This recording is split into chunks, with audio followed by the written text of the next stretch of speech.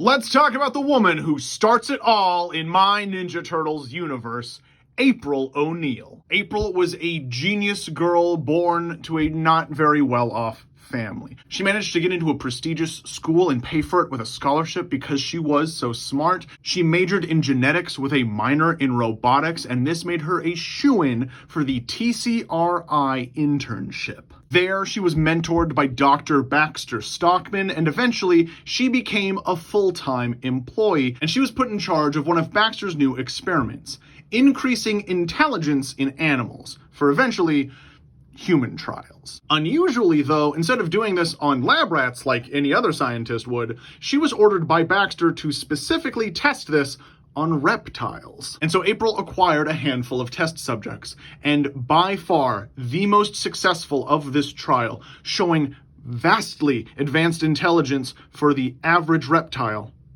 were 4 brother turtles, which April had named Donatello, Michelangelo, Raphael, and Leonardo, after some of her favorite Renaissance artists. These turtles were easily memorizing pathways through mazes, they were responding to names, they were even following instructions similar to dog-level intelligence, but in a turtle. But one day, April got some heartbreaking news from Baxter.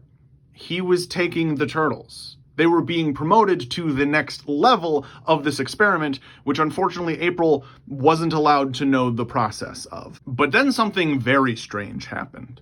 When Baxter took these turtles into his lab to begin the next phase of testing, he was attacked by a wild street rat. It bit his finger as he was carrying a vial of glowing green ooze. It flung out of his hands and spilled all over the turtles, and then even weirder, this rat dragged all 4 of the turtles away. And that infuriated Baxter Stockman, because now, out in the wild, were these 4 turtles and, weirdly, a rat covered in mutagen ooze. As far as April knew, these turtles died on the next phase of trials. But then 6 months later, something very strange would happen. April was walking home from work pretty late one night because she'd stayed later at the lab because she was seeing some pretty promising results with her latest test subject. And as she was cutting through an alley that she usually cuts through to get to a nearby bus stop that she could take home, she was stopped and she was attacked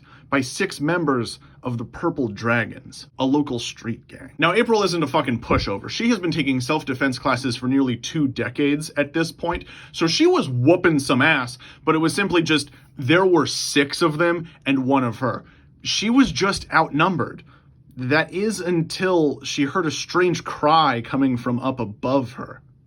Cowabunga! And descending from the rooftops were 4 weirdly similar silhouettes that easily whooped the ass of the Purple Dragons. When she asked who they are, the strange figures told her she should know. After all, she named them. This would be the beginning of the Turtles and April O'Neil's partnership, which would last throughout this series. Throughout the show, I will establish that April O'Neil is a fucking genius, like well on par with Donatello and Fugitoid and Baxter Stockman. She'll eventually meet a man named Casey Jones, a former Purple Dragon looking for redemption, and she would be one of the most prominent players in the war against the Utrom. And that is April O'Neil in my Ninja Turtles universe.